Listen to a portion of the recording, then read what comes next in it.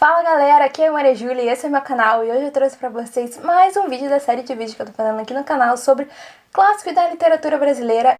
E hoje é a vez de São Bernardo, do Graciliano Ramos, lançado lá em 1934, na segunda fase do modernismo, e vai narrar a história do Paulo Honório. Então, gente, o livro é todo narrado em primeira pessoa e são as memórias do Paulo Honório. Ele já tá com mais de 50 anos e ele resolveu escrever as suas próprias memórias sobre a vida dele. Então, como esse livro é narrado em primeira pessoa, ele logo de cara já fala pra gente que ele fez muita coisa errada na vida dele, ele já passou por cima de muita gente e ele não tá ali pra se justificar pelas coisas que ele fez, ele não tá ali pra dar desculpas, ele assume tudo que ele fez porque ele tinha um objetivo.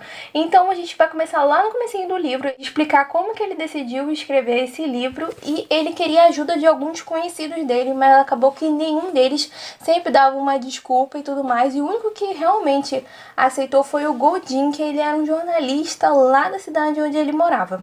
Então, o Godin chegou a escrever alguns dos capítulos, sendo que ele não gostou tanto assim, porque ele preferia que fosse uma coisa mais urbana, que fosse uma coisa mais coloquial, e assim, que escrevesse de uma forma assim, que como se falasse. Então, gente, o livro é uma escrita muito fluida, é fácil, justamente porque ele foi escrito a partir da linguagem. Como ele não gostou da forma que o Godin ele decidiu fazer, ele mesmo falou, então eu vou fazer, porque se é pra fazer da melhor forma, então eu mesmo vou fazer. Então ele começa a escrever a história dele. Então o Paulo Honório, ele era órfão, ele foi criado por uma senhora, assim, bem humilde, e ele vendia cocada, ele ajudava cegos a atravessar a rua, nas coisas que eles tinham na fazer, justamente para poder juntar dinheiro. Quando ele fez 18 anos, ele começou a trabalhar na roça, e nessa mesma época, ele foi preso porque ele esfaqueou um cara que tinha passado a noite, tinha dormido com a mulher que ele gostava. Então ele foi preso lá, e lá ele aprendeu a ler, e assim que ele saiu, ele botou na cabeça dele que ele ia mudar de vida, que ele ia ganhar dinheiro e que ele ia comprar a fazenda de São Bernardo. E daí vem o nome, que a fazenda de São Bernardo foi o lugar onde ele trabalhou com 18 anos na roça. Então ele sai da prisão com esse foco na cabeça dele, com essa meta, e ele vai fazer amizades com Padilha, Luiz Padilha, que ele é o herdeiro da fazenda de São Bernardo. O que acontece, gente? O Padilha, ele é um cara muito mulherengo, que gosta muito de jogatinas, ele gasta muito dinheiro com essas coisas. O que o Paulo ele faz? Ele começa a induzir, a botar cada vez mais para que o Padilha ele gaste o dinheiro dele até que ele chegue à falência total financeira. E o que acontece? O Padilha vai lá e vende a fazenda de São Bernardo pro Paulo num preço assim muito barato, mas muito barato mesmo, e ele compra. E a primeira meta da vida dele já é concluída. E o que acontece? Ele vai lá e começa a investir na fazenda. Então ele contrata funcionários, ele compra máquinas, ele constrói uma estrada que para facilitar a compra e a venda de produtos. Ele planta algodão e assim, dá muito certo. Ele consegue ter muitos frutos, prosperar cada vez mais. E tudo isso ele consegue passando por cima de pessoas, cometendo crimes, passando em cima da lei. Por exemplo, ele chega a mandar matar o senhor Mendonça, que ele era um vizinho, um fazendeiro vizinho, para ele conseguir expandir as terras, passar dos limites que seriam certos, passar dos limites para expandir as terras da fazenda dele. Então ele passa por cima de um monte de gente, faz muita coisa errada. Isso tudo com a ajuda do seu ajudante, que ele tinha como ajudante o Godin, que ele era o jornalista, o padre Silvestre, e o Nogueira, que ele era o advogado. Então, Paulo Honório decide que, como ele já tá dando muitos frutos no negócio dele, na expansão, o que ele decide agora? Ele quer ter um herdeiro. Então, o que ele faz? Ele começa a olhar, a visitar, a procurar uma esposa ideal para ele.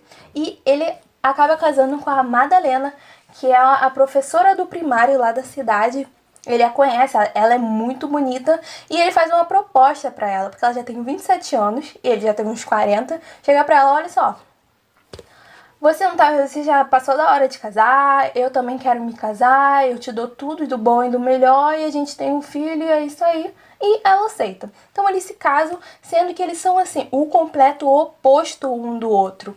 Ela é uma pessoa muito assim, sensível, é uma menina que vê sempre o lado das pessoas, tenta entender, tenta conversar, e ele é um cara muito agressivo, ele é um cara que é útil e o prático é o foco dele. Então eles acabam brigando muito, tendo muitas divergências, principalmente depois que ela começa a se envolver nos problemas da fazenda, no escritório, com as condições dos trabalhadores da fazenda, na escolinha que tinha lá dentro da fazenda, tudo ela começa a se envolver, e o Pauli não gosta de nada disso. Então eles começam a brigar, e nesse meio tempo eles têm um filho, e nasce o filhinho deles e tudo mais, sendo que aí que a história mesmo se desenvolve e o negócio começa a pegar.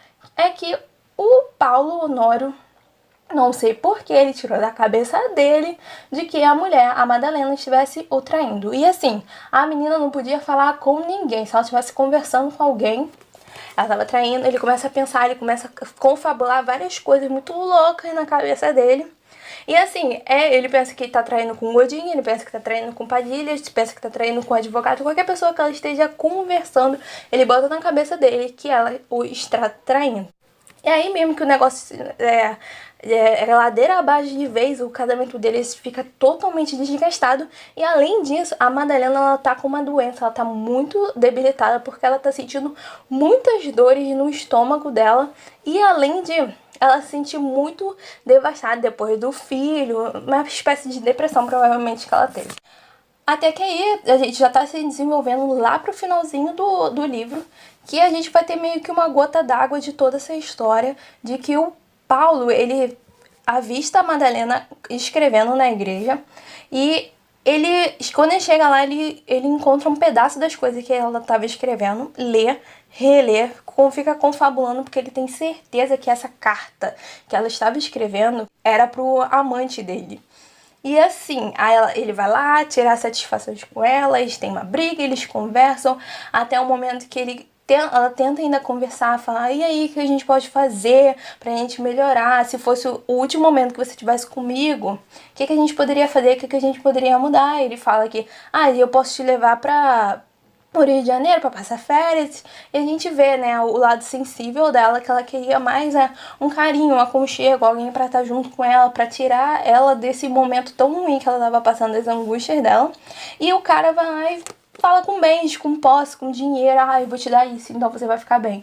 Então a gente tem esse momento, e lá a gente vai descobrir logo na manhã, no dia seguinte, em que o Paulo encontra a Madalena morta, porque ela se suicidou. E mais ou menos, isso, já tá se caminhando pro finalzinho, até que ele descobre que essa carta que ela tava escrevendo, que ele botou na cabeça dele, que era pra um amante, ela tava escrevendo para ele mesmo. Porque depois que a Madalena, ela morre, cada uma das pessoas que estavam ali rodeando o Paulo Honório, que vai cada um para um lugar, eles vão viver outras áreas, porque justamente ela acabava sendo um meio termo de toda a agressividade que ele tinha.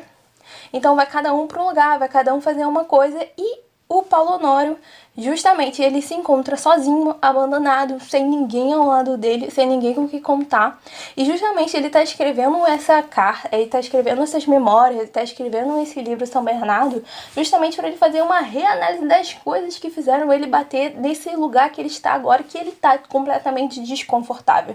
Que ele era um cara de muitas posses, cheio de pessoas ao lado dele, com uma família, e agora ele é um cara sozinho, numa casa menor, sem muitas perspectivas, porque justamente ele meio que estragou tudo. Então é isso, galera. Esse foi o resumão de São Bernardo, e eu queria fazer algumas observações sobre essa leitura, que eu achei uma leitura muito fluida.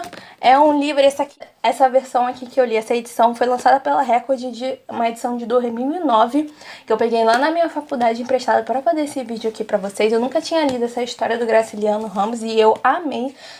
É uma leitura fluida e é uma leitura muito tranquila, gente. Talvez nos primeiros capítulos você vai dar aquela dificultada, porque é um dialeto falado em 1930, apesar de ser coloquial, mas é lá o coloquial de 1930 do Nordeste ainda. Então você não tá, às vezes, familiarizado com algumas coisas que ele escreve, mas depois você já pega a prática e flui completamente. São capítulos muito curtinhos, então você tem uma leitura muito dinâmica e eu gostei demais. Foi o meu segundo contato com as obras do Graciliano Ramos.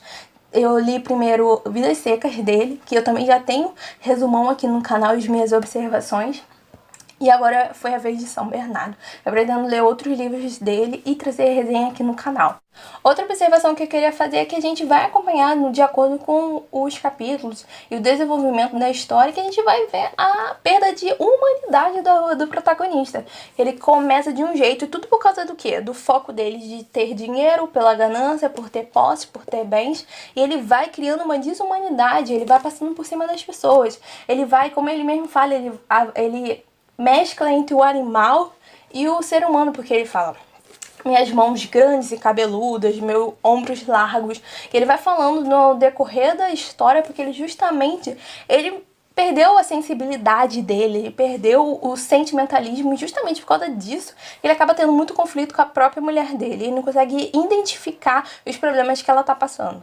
Outra coisa que eu queria falar é que o filho do protagonista, assim que ele nasce, a gente não vê muita coisa sobre ele no decorrer da história, porque justamente ele não encontra, eu acredito que ele não encontra uma praticidade a criança, ele acaba vendo a criança como um incômodo. Então assim, a gente só sabe que ele nasceu, que ele tava ali, que ele chora, que ele esperneia, e é só isso. A gente não tem grandes coisas dele falando do filho. Então essa é uma observação, que ele é um cara tão sem sentimento, ele era um cara tão assim arrogante, tão umas coisas tudo longe dele, que ele nem assim sequer falou muita coisa do filho. Provavelmente ele não ligava tanto assim pro filho dele, e a partir dessa reanálise talvez tenha melhorado alguma coisa.